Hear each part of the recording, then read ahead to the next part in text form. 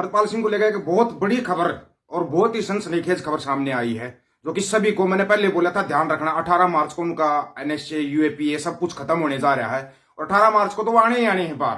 18 मार्च को सभी को बाहर आने हैं, लेकिन बड़े कमाल का मतलब कि ऐसी कहानियां बनाई जाती है यहाँ पे। अस्सलाम वालेकुम जी, सत श्री अकाल। उम्मीद करने आ तुसी बिल्कुल ठीक ठाक होवोगे। रब तुहानू खुश रखे, चढ़दियां कलावां च रखे।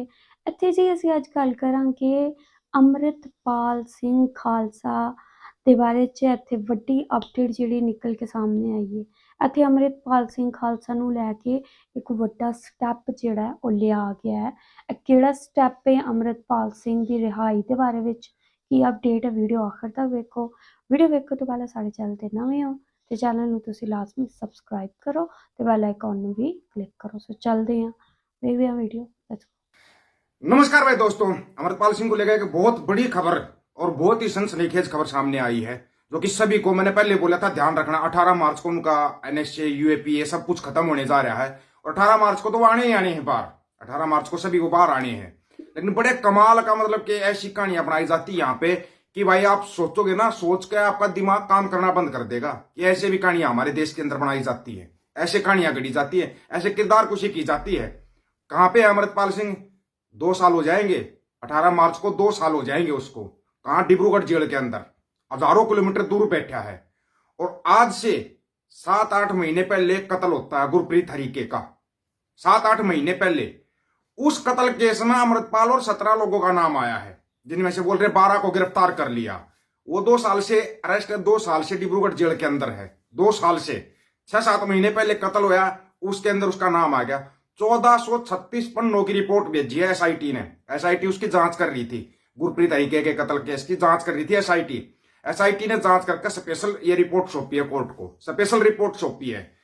पहला केस, रुको पहले और बताते हैं अभी आपको, और भी बताते हैं। फिर वो भगत सिंह तो आप भी है, भगत सिंह तो आप भी बोल रहा है मेरे पास रिकॉर्डिंग है, सब कुछ है, अमृतपाल मेरे को मतलब मेरे खिलाफ हत्या की साजिश कर रहा है। कमाल की बात नहीं है? अभी भगत सिंह तो आप भी बोल रहा है कि मेरे को धमकियां दे रहे हैं अमृतपाल के साथी, मैं ये केस अमृतपाल के ऊपर लगाता हूं। बड़े ही कमाल की बात है। इतना अजीब देश है हमारा कि आप सोच भी नहीं सकते, सोच नहीं सकते, इतना अजीब देश है हमारा। मतलब कि कैसे कहानियां गढ़ी जाती, कैसे मढ़ी जाती हैं। क्यों नहीं बोल रहा अभी तक? भगवंता कोई बयानबाजी नहीं कर रहा, भगवंता बिल्कुल साइड लाइन है, सबको पता था। वहां दूसरी तरफ बीजेपी सोच रही है भाई अगर हम जो चाह रहे हैं वो लाइन अगर अमृतपाल बोलता है तो ठीक है, नहीं तो पता नहीं और कितने केस लगाएंगे। ये तो 2 केस है, पता नहीं और कितने केस लगा देंगे। अभी तो 18 मार्च आई भी नहीं है, 16 मार्च को उसके केस की सुनवाई है। 16 मार्च की सुनवाई है अमृतपाल के केस की, लेकिन उससे पहले इन दोनों आरोपों में उसका नाम आ जाना और 1419 पन्नों में स्पेशल नाम लिया गया है। अर्शदीप सिंह डल्ला का भी नाम है, वो विदेश में बैठा है। उसके तो ना अरेस्ट होगा, ना उसको बुलाया जाएगा, ना ही कुछ किया जाएगा। उसका कुछ नहीं कर सकते, कुछ नहीं कर सकते, वो विदेश के अंदर बैठा हुआ है। लेकिन यहां से हजारों किलोमीटर दूर जेल में बैठा हुआ आदमी कैसे शामिल है उस कत्ल के अंदर, कोई ये बताएगा? दूसरी बात, जो भी उसको धमकी दे रहा है, भगत सिंह दोआबी को धमकी दे रहा है, भगत सिंह दोआबी को केस उसके ऊपर करना चाहिए। बिल्कुल सरासर गलत है, किसी को भी धमकी देना, किसी को कुछ भी करना बिल्कुल गलत है। कैसे धमकियां दे रहे हैं? अब धमकी देने वाले के ऊपर केस होना चाहिए ना यार। धमकी अगर अमृतपाल दे रहा है, अमृतपाल कैसे धमकी देगा? उसके पास तो ना फोन है, ना मोबाइल है, कुछ है, कुछ भी नहीं उसके पास।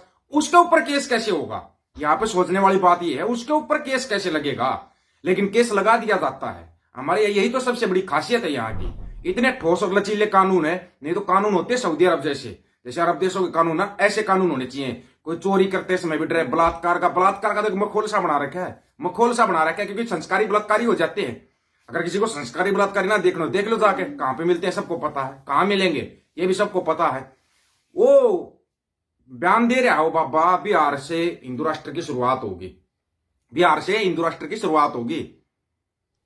कमाल की बात है। कोई एनएसए यूएपीए लगा क्या उसके ऊपर? लगा क्या? कौन सा हिंदू राष्ट्र? कौन सा हिंदू राष्ट्र? अगर कोई पूछे तो नहीं पूछेगा, कोई नहीं पूछेगा। चलो तुम इसी बात के ऊपर आ जाते हुए, अमृतपाल खालिस्तान की मांग कर रहा था। सिमरनजीत मान भी तो करता है वो मांग। कभी किसी ने सोचेगा इसके बारे में? वो खुले चल रहा है, खुलकर बोलता हो तो हम तो खालिस्तान बनाएंगे। कभी देखा क्या उसके ऊपर इसके लिए कोई केस होया हो या कुछ किया गया हो? कभी देखा आप लोगों ने? नहीं देखा होगा। लेकिन वो मैंने बोला था ना, हरियाणवी में कहावत है, शायद है ना, मतलब कि आपकी समझ में ना आए तो पूछ लेना, आपको बता देते हैं। हरियाणा में एक कहावत है, बोला कुत्ते का कोई लठ मार दो, रोगा हमारे बारे में आगा आकर। समझे आप इस बात को?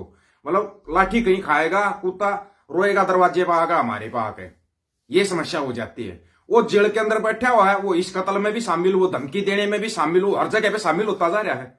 मतलब कुछ भी हो पंजाब में, कहीं पर कोई अपराध हो जाए, कोई जुर्म हो जाए, अमृतपाल ने करवाया है।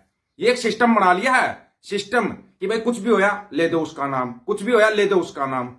जैसे कहीं पर कुछ भी होता है, बिश्नोई ने किया, लॉरेंस बिश्नोई ने किया, लॉरेंस बिश्नोई का नाम, उसके नाम पर इतने केस कर दिए, ये भी उसने किया, ये भी उसने किया, हर केस में नाम ले ला के, हर केस में नाम ले ला के। कभी आपने इन चीजों की तरफ गौर किया है? गौर किया हो तो बताना, नहीं किया हो तो छोड़ो इन चीजों को। ऐसे नाम आए जाते हैं, ऐसे बनाया जाता है, मनगढ़ंत कहानियां ऐसे बनाई जाती है। नहीं तो जो बंदा जिस उसमें शामिल होता उसी को तो बोला जाता होगा भाई तू शामिल है। उसका 6-7 महीने पहले कत्ल हुआ तो वो शामिल कैसे है, किस तरीके से शामिल है? कोई तो एक सबूत प्रूफ दिखाएगा। पहले तो भगवंता रूप की आवाज मार मार के बोला था इसके ISI के साथ संबंध, इसके ये संबंध, इसके वो संबंध है। कहां गए फिर वो संबंध, कहां गए वो संबंध? आपको सोचना चाहिए, इन बातों को सोचना बहुत जरूरी है। जब तक सोचोगे नहीं ना, जब तक सवाल नहीं करोगे, तब तक सवालों के जवाब नहीं मिलते।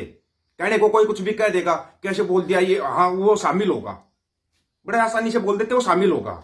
जैसे तुम्हारे दिल में पहले डर बैठाया जाता है, फिर तुम्हारे सामने एक भगवान खड़ा किया जाता है कि ये भगवान तुम्हारे को उस डर से निकाल लेगा। सोचना, ये चीजें सोचने वाली होती हैं। डरा के सबसे बड़ा बिजनेस पता कौन सा होता है जो कि बीजेपी करे? सबसे बड़ा बिजनेस होता है डर का बिजनेस। डर का बिजनेस सबसे बड़ा बिजनेस होता है। नहीं तो आप कहीं पर भी चले जाओ, डर का ही तो बिजनेस है। जहां जाते हैं तो आप भाई कुछ भी होगा करो, हवन यज्ञ प्रार्थना करो करो। मतलब क्या कमाल का डर दिखा रखा है, बड़े कमाल का डर दिखा रखा है तुम्हारे को, और उस डर को बिजनेस बना रखा है। कहीं कुछ भी हो जाए उसी पे कर दो, ये हो गया वो हो गया। योगी आदित्यनाथ बोल रहा है मैं पूरी दुनिया को भगवा पहना दूंगा, भगवा पूरी दुनिया को पहना देगा। बड़े कमाल की बात है कि योगी आदित्यनाथ पूरी दुनिया को भगवा पहना देगा। लेकिन ये बोल देते हैं, ये कुछ भी बोल सकते हैं क्योंकि संस्कारी बलात्कारी कुछ भी बोल सकता है, कुछ भी कर सकता है। लेकिन अगर किसी ने ठीक ठाक काम किया, बच्चों को नशे से दूर रखने की कोशिश की, खालसा भी चलाने की कोशिश की, तो उस पर ऐसे इल्जाम लगते जाते हैं, फिर ऐसे इल्जाम लगते हैं। इतनी जल्दी ये वो नहीं करेंगे। अब इन लोगों ने इस केस में और ज्यादा वो करेंगे, और ज्यादा करेंगे। अभी तो 2 ही चीजें सामने आई है, 2 ही केस सामने आए अभी तो 18 मार्च आते आते पता नहीं कितने केस हो जाएंगे। 18 मार्च आते आते इतने केस हो जाएंगे, आप गिनती नहीं गिन पाओगे, गिनती गिनना मुश्किल हो जाएगा, इतने केस हो सकते हैं।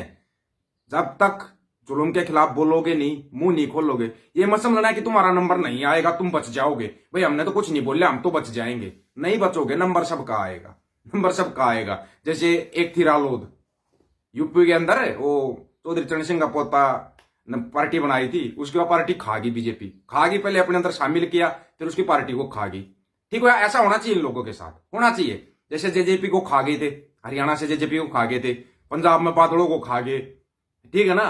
अभी इस सबको पता बिहार में नीतीश कुमार की पार्टी को खाएंगे, खाएंगे, खा जाते हैं, ये हजम कर जाते हैं, उनको अपने MLA तोड़ कर अपने अंदर शामिल कर लेते हैं। वही ये लोग मर्ज करना चाह रहे हैं, जोड़ करना चाह रहे हैं अमृतपाल के साथ।